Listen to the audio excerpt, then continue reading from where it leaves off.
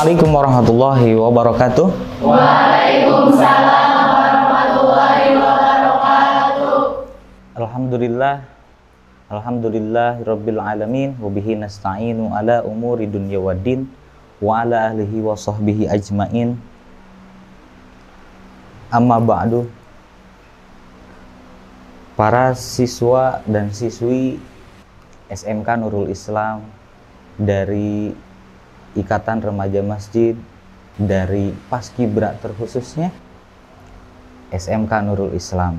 Alhamdulillah di hari ini kita bisa bertemu di dalam acara yang sangat kita nantikan. Karena apa? Karena ini adalah momen untuk kita mencari ilmu. Dan semoga saja hari ini ada ilmu baru, kalaupun ada yang bisa bermanfaat dan bisa diaplikasikan, silahkan nanti dicatat di kertasnya dan buku catatannya masing-masing. Pertama, seraya bersyukur kepada Allah dan bersalawat kepada Nabiullah Muhammad Sallallahu Alaihi Wasallam. Alhamdulillah, hari ini adalah hari yang sangat indah dan hari yang sangat cerah. Insya Allah pun kita akan menjadi seorang yang berkah. Amin ya rabbal alamin. Kalau kita melihat dari definisi berkah kan ziyadatul khair, atau bertambahnya kebaikan. Jadi kalau kita melakukan kebaikan, maka kebaikan itu akan dilipat gandakan oleh Sang Maha Kuasa, yaitu Allah Subhanahu wa Ta'ala. Para pemirsa yang dimanapun berada, dan seluruh siswa-siswi Paskibra di Irma dan seluruh siswa SMK Nurul Islam, hari ini mungkin akan kita bahas tentang keilmuan baru, tentang keilmuan kepemimpinan. Apa saja yang harus kita miliki kalau kita akan menjadi seorang pemimpin, dan kapankah kita akan menjadi seorang pemimpin. Namun kalau kita melihat dari awal, ataupun mungkin kita juga sudah sudah merasa kita ini pemimpin atau bukan, tapi ternyata Allah pun sudah memberikan amanah pemimpin itu kepada leluhur kita, yaitu Nabiullah Adam alaihissalam. Di dalam Al-Quran, di surah Al-Baqarah dijelaskan, A'udzubillahi minasyaitonirrajim, Bismillahirrahmanirrahim. Wa idh qala rabbuka lil malaikati inni ja'ilun fil ardi khalifah. Ketika itu Allah akan menciptakan sesuatu atau makhluk baru yang akan menjadi pemimpin di muka bumi ini. Namun pada waktu itu masih ada makhluk berupa malaikat.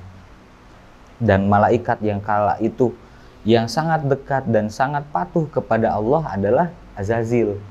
Malaikat Azazil yang sekarang adalah menjadi makhluk yang pertama dan masih ada, yaitu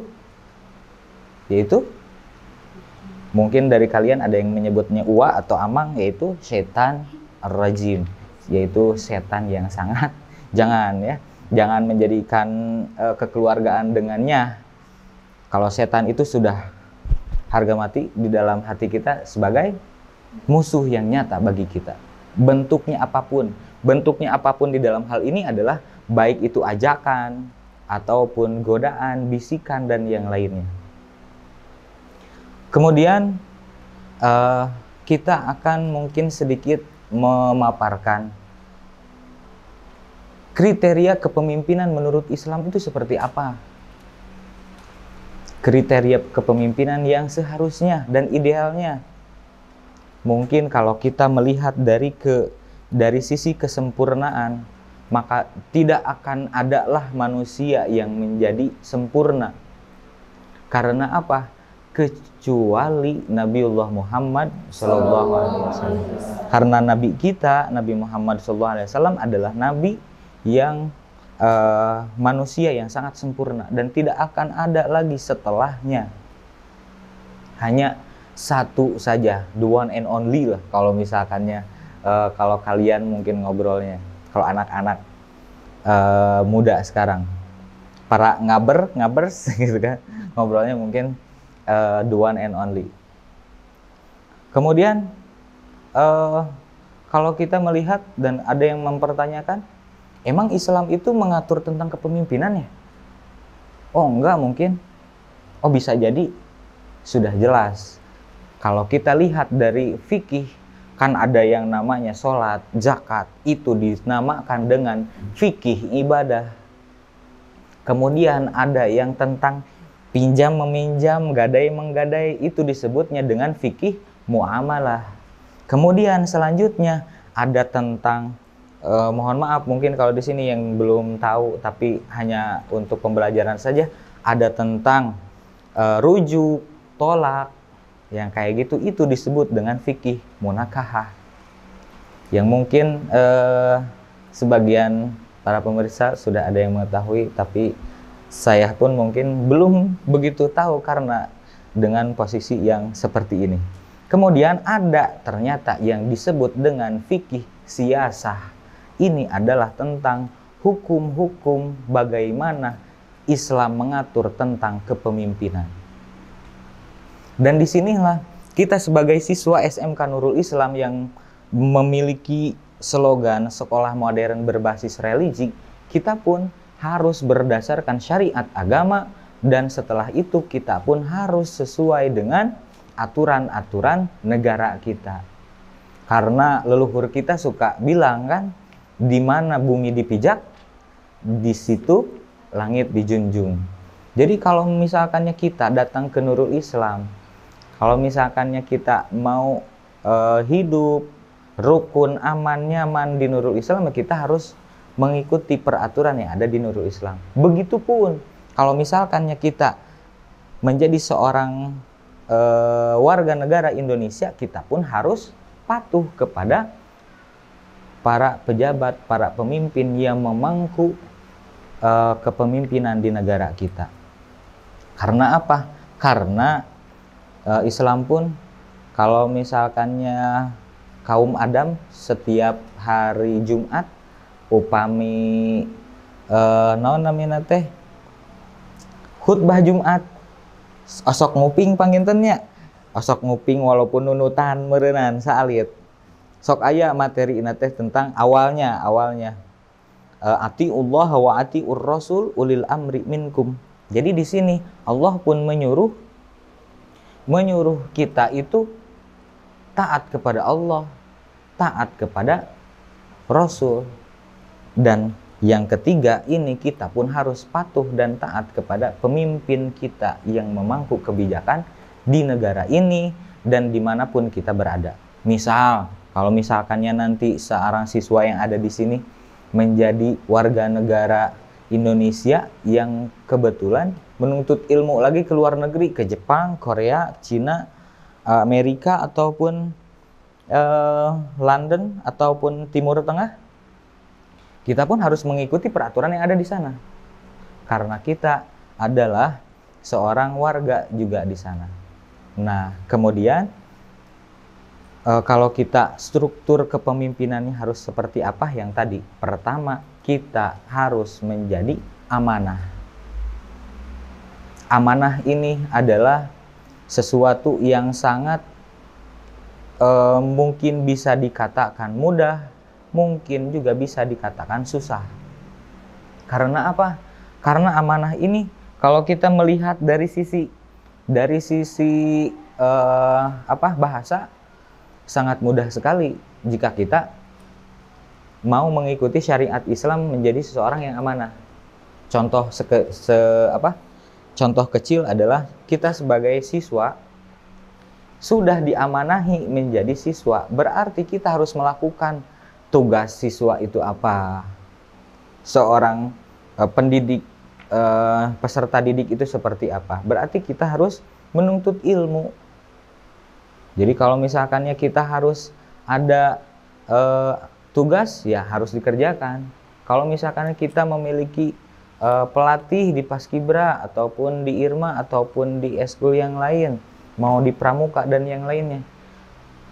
Pembinanya ada tugas, misalkan silakan latihan hari ini, atau misalkan ada kajian hari ini. Itu memang harus diikuti karena kita sebagai warganya. Dan poin amanah ini akan nyambung dengan poin yang kedua, yaitu adil. Seorang pemimpin harus memiliki sikap adil. Adil ini bukan dipersepsikan atau diartikan sama. Awas, hati-hati, adil itu bukan sama, tapi adil itu sesuai dengan kebutuhan. Kalau misalkannya AA di sini jajannya itu 20.000 satu hari, adeknya itu jajannya 5.000 satu hari karena masih kelas 2 SD. Adil nggak? Adil karena sesuai dengan kebutuhan. Kalau misalkannya sekarang dibalik AA no 5.000, adekna 10.000, itu mungkin tidak adil. Tidak adilnya karena kalau anak kecil sekarang dikasih uang 10.000 ya bakalan jor-joran nantinya. Nanti bakalan ada sifat tercela yang muncul, apa? Yaitu berlebihan. Jadi yang seharusnya makannya 3 kali, jam makan itu hanya ada 3 kali. Makan pagi atau sarapan, makan siang, kemudian makan malam. Tidak ada makan sore. Mohon maaf, kalau waktu iya, ada pagi, siang, sore, malam. Cuma mohon maaf, untuk di sore itu tidak ada jam makan. Makanya salah satu iklan komersil di Indonesia ada, lapar jam segini, makan ini, gitu kan? Ya, makanya itu untuk mengganjal. Maksudnya kita kalau mau makan itu ada jamnya, seperti itu. Pak, kalau pagi itu saya sarapan bubur, tapi jam 9 saya belum makan karena tadi mah sarapan. Sarapan sama makan itu sama, guys, ya. Jadi tidak haruslah disamakan. Jadi poinnya itu harus menjadi adil. Maksudnya adil di sini tidak mesti sama. Kalau misalkannya ada salah satu pejabat yang mengucurkan dana, misalkannya mengucurkan dana ke kabupaten sama ke provinsi, itu tidak mungkin sama. Dan kabupaten pun pasti bakalan berbeda-beda alokasiannya. Karena apa? Dilihat dari jumlah penduduknya berapa, kebutuhannya apa, tertinggal atau tidak tertinggalnya seperti apa. Seperti itu. Nah, jadi gaya kepemimpinan yang baik yaitu kita pertama harus amanah dan yang kedua harus adil. Seperti itu. Kemudian, dan ini pun pernah dibahas di dalam salah satu buku Timur Tengah, yaitu Syekh Mawardi, yang disebut dengan Al-Hukmu Al-Asasiyah, yaitu tentang hukum-hukum kepemimpinan. Bagaimana pemimpin, bagaimana mengambil kebijakan yang tepat dan yang harus diambil dan tidak harus diambil. Dan di acara ini kita sebagai siswa, khususnya yang ada di Paskibra, yaitu berada di dalam masa PSKCD, Paskibra SMK Nurul Islam, mudah-mudahan kalian bisa menjadi manusia yang adil dan amanah. Amin ya rabbal alamin. Dan ditambahkan kemudian kepemimpinan yang baik itu adalah yang bisa mengatur dan melakukan 2 arah. 2 arahnya seperti apa? Pertama, harus mesra dengan bawahan, ya nggak? Jadi kan ada pemimpin, ada yang dipimpin. Kalau misalkannya pemimpin ada, kalau yang tidak dipimpin ada, mungkin nggak ada. Nggak bakalan menjadi sebuah organisasi ataupun menjadi segelintir kelompok. Jadi intinya kalau misalkannya kita menjadi pemimpin yang baik adalah pemimpin yang mesra dengan bawahannya. Kebayang nggak kalau misalkannya sekarang AA, kan ada bawahan, ada atasan. Bawahan lah katakan kita menjadi yang dipimpin. Kalau misalkannya AA yang di sini mungkin nggak memakai atasan saja, bawahannya nggak dipakai, bisa nggak? isinen atau merenannya karena itu jadi hal-hal yang tidak enak dipandang, apalagi kalau misalkannya ada perempuan misalkannya bawahannya dipakai atasannya enggak. Nah itu pun tidak akan menjadi harmonis, karena kepemimpinan yang harmonis adalah harmonis kepemimpin si yang dipimpinnya, dan yang dipimpin pun harmonis kepada bawahannya atau yang dipimpinnya. Contohnya kemudian kalau kita melihat pemimpin kita lagi sakit atau misalkan berada di dalam sebuah zona yang tidak seharusnya atau kurang nyaman, kita harus mendoakannya. Misalkan kita punya pemimpin sedang sakit, ya Allah mudah-mudahan sing setruk ya Allah. Itu sangat tidak dianjurkan. Dan begitu pun pemimpin, kalau pemimpin pun harus mendoakan bawahannya, ya Allah moga-moga bawahan saya atau yang ada di kepemimpinan saya menjadi orang-orang yang soleh. Harus mendoakan kepada yang baik-baik. Kemudian ada ungkapan di sana, tasarruful imam ala ra'iati man'ut fil maslahah. Pemimpin yang harus membentuk kepada umatnya itu yang menggiring kepada kebaikan. Jadi kalau pemimpin yang baik adalah pemimpin yang mengarahkan bawahannya kepada sesuatu yang baik. Kemudian muncullah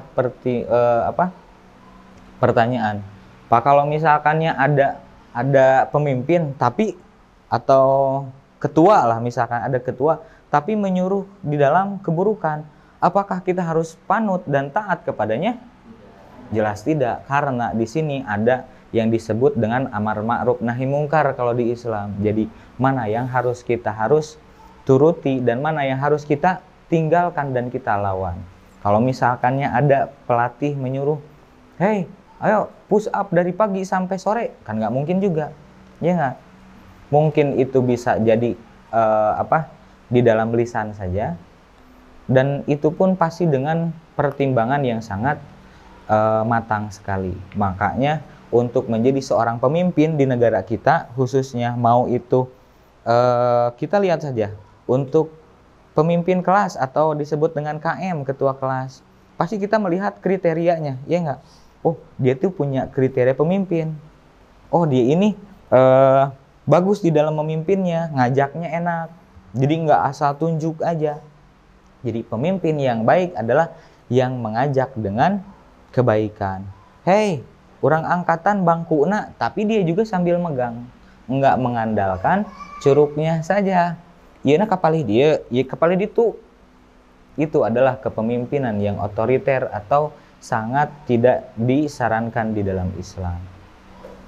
Itu. Kemudian pemimpin pun harus bisa menerima masukan dari bawahan.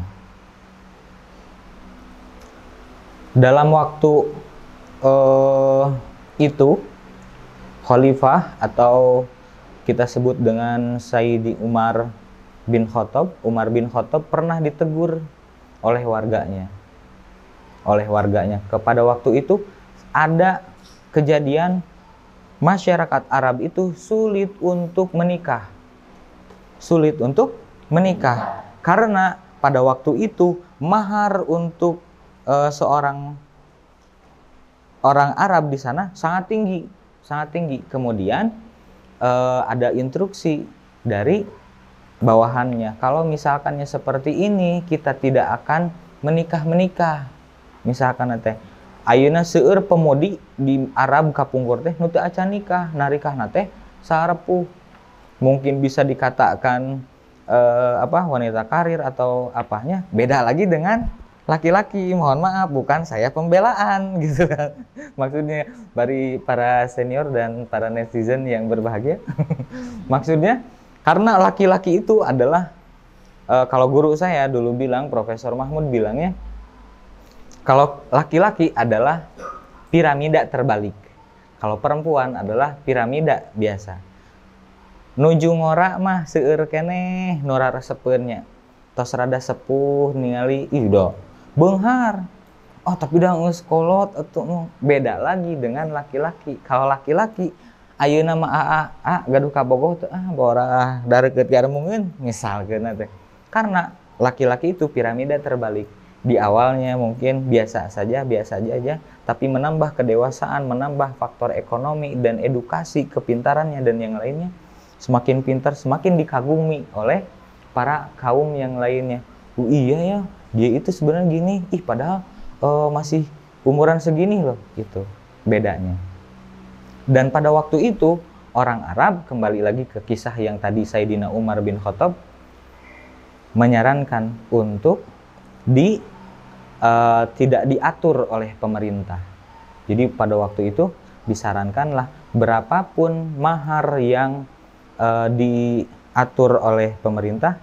Kan kalau Umar bin Khattab mengaturnya boleh berapapun asalkan kalian seorang wanitanya menerima. Dan itu pun sampai sekarang dijadikan sebuah acuan. Jadi mohon maaf kalau yang di sini khususnya yang kenal sama saya, kalau mau memberikan mahar khususnya laki-laki ataupun mas kawin nanti suatu saat, haruslah yang paling besar. Karena kita bukan menghargai perempuannya, akan tetapi semakin tinggi mahar kita, semakin tinggi juga nilai kita menghargai perempuan. Dan begitupun perempuan harusnya neng hoyongna sabaraha maharna bade 15 gram terlangkung seharusnya tidak seperti itu. Mungkin harusnya punya ada targetnya, tapi dilihat juga dengan kemampuan yang akan melamar dan yang dilamarnya, seperti itu. Jadi Islam tidak pernah mengatur harus seperti apa dan bagaimana di dalam konteks apapun itu. Kemudian pemimpin pun harus memberikan petuah dan arahannya itu kepada bawahannya dengan yang baik-baik, maksudnya dengan metode yang baik. Apa metode yang baik? Yaitu dengan cara yang bijak. Dengan apa namanya? Yang kita sebut dengan adab. Adab itu adalah budi pekerti, dan budi pekerti adalah sesuatu yang hanya dimiliki oleh manusia. Ya nggak? Mungkin nggak kita melihat ayeuna cucurut ngelangkung misalkan teh punten mang, nggak ada kan? Karena itu hanya ada dimiliki oleh manusia. Kita pun tidak pernah melihat juga kalau misalkan kita lagi duduk di bawah pohon rindang, kemudian ada manuk yang manuk atau modal, ada manuk yang mengeluarkan kotorannya kemudian kena ke tangan ke pakaian kita, kemudian manuknya nyamperkeun, punten teu kalepasan teh. Kan teu oge, karena hewan dan yang lainnya tidak memiliki adab, yang dimiliki hanyalah manusia yang hanya memiliki adab. Seperti itu. Oleh karenanya pada waktu itu pun sebagai manusia yang sangat memiliki adab, kita harus punya tata caranya. Kalau kita memiliki pemimpin yang tidak sesuai dengan koridor, kita pun harus menegur pemimpin itu, ya nggak? Cuman dengan cara yang bijak atau dengan adab tadi. Karena apa? Karena kita dianjurkan untuk menggunakan qaulan lainan, yaitu untuk qaulan lainan, untuk menggunakan kata-kata yang bijak atau lemah lembut. Namun lemah lembutnya itu bukan lemah lembut leles, tapi dengan bijak. Bapak mohon maaf dalam hal ini, mungkin Bapak sebagai presiden harusnya seperti ini. Makanya ada dialog dan negosiasi seperti itu. Walaupun kita harus berpegang pada prinsip, yaitu qulil haqqo walau kana muron. Sampaikanlah walaupun itu terasa pahit. Gitu. Kita pun harus menyampaikannya. Saya tuh sebenarnya sayang sama teman kita. Cuman saya menyampaikannya malu. Kenapa? Kamu itu udah 5 minggu tidak sekolah. Harusnya sekarang sekolah. Kalau kita dengan teman seperti itu mungkin bisa saja. Dan kalau kita tidak menerima dengan hal itu, kita tidak akan menjadi seorang yang menerima dengan ajakan dan dengan petuah yang dianjurkan oleh rekan kita. Makanya harus dengan adab juga. Sekolah mana teh? Sekolah we di kamari kur Sabtu Minggu hungkul, kur Sabtu jeung Senin hungkul fil awal wal akhir teh geuningan. Senin hungkul bari jeung teu upacara. Jeung Sabtu karena ada senam, mungkin seperti itu. Kemudian Selasa, Rabu, Kamis, Jumatnya dia nggak sekolah. Karena kenapa nggak sekolah? Cenah bete, kenapa ada sholat duhanya jadi lama? Kan nggak gitu juga. Jadi kita harus bisa menerima teguran dari siapapun itu. Karena kita harus punya prinsip juga, dan Allah pun sudah memberikan contoh kepada leluhur kita, yaitu Nabiullah Adam alaihissalam menjadi seorang pemimpin, dan kita sebagai keturunannya, yaitu umat yang walaupun berada di akhir zaman, tapi kita menjadi umat Nabiullah Muhammad SAW dan menjadi umat yang sangat dirindukan oleh surga. Kemudian kalau kita harus menggunakan dengan adab, berarti kita harus dengan bil hikmah wabil mau'idhah. Bil hikmah, Bapak punten sapatuna tibalik eta mah kenca Pak, nah dianggo di katuhu misalkan teh. Ya enggak, kalau kita menyebutkan dan memberitahu kepada yang umurnya lebih tua. Kalau misalkannya kita memberitahu teman kan enak saja. Hei sapatu nanti eta dibalik, eta mah sapatu awe sabelah. Misalkannya seperti itu. Kemudian itu kalau yang dipimpin atau warga memberitahu kepada pemimpinnya.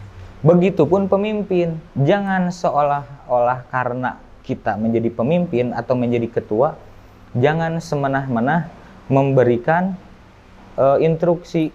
Pangnyenakeun eta tah ka dieu. Itu pang ka dieukeun. Ininya nanti latihannya tiap hari ya Paskibra. Nanti Irma juga kajiannya tiap sore ngapoe jeung minggu. Nah, itu juga tidak bijak. Karena apa? Karena tidak sesuai dengan kebutuhan dan ada hal-hal yang harus dipertimbangkan lagi. Itu. Kenapa kita harus menggunakan adab? Karena Fir'aun pun dulu, Fir'aun ketika diberitahu oleh Nabi Musa memberitahunya dengan adab. Karena apa? Karena lebih tua di dalam umurnya. Dengan perkataan, dengan cara-cara yang enak. Nggak harus turun. Walaupun misalkan gitu mah, itu akan menjadi sebuah faktor baru. Jadi kalau misalkannya kita lihat dari gaya bahasa orang Sunda leluhur dulu, yaitu harus cai na herang, lauk na benang. Jadi tidak memecahkan permasalahan itu tidak harus dengan kegaduhan. Jadi selesaikan masalah dengan sesuatu yang indah. Jangan sampai kita memecahkan sebuah masalah tapi dengan permasalahan yang baru. Itu karena Rasulullah SAW diamanahkan innama bu'istu liutammima makarimal akhlak. Karena Rasul diutus itu untuk menjadi penyempurna akhlak. Dan kita menjadi umat Nabi Muhammad SAW dan patutlah kita berpegang teguh kepada Nabi Muhammad SAW di dalam berbagai manapun. Itu kalau kita lihat dari sistem kepemimpinan Islam. Jadi Islam itu indah, Islam itu mewah, Islam itu ya berkah. Jadi kalau misalkannya kita mau melihat gaya kepemimpinan, yaitu harus berpedoman kepada Nabi Muhammad SAW. Karena di dalam salah satu karya 100 orang yang berpengaruh di muka bumi ini, Michael Hurt pernah menuliskan di dalam bukunya, nomor 1 bukan Socrates, bukan Einstein dan yang lainnya, tapi yang nomor 1 adalah Nabi Muhammad SAW. Padahal kalau kita melihat Michael Hurt adalah non-Muslim, tapi karena yang dilihat gaya kepemimpinannya bagus, kemungkinan pada waktu itu juga tenang, aman, damai. Walaupun ada peperangan itu bisa diselesaikan dengan begitu cepat, dan perang adalah jalan terakhir. Seperti itu. Kemudian kalau kita melihat lagi, kalau kita mau menjadi pemimpin, kalau kita mau menjadi seorang yang ikhlas dan tenang beribadah dan bisa bisa hidup dengan rukun damai, kita harus bisa melihat hal-hal yang ada di dalam tubuh kita.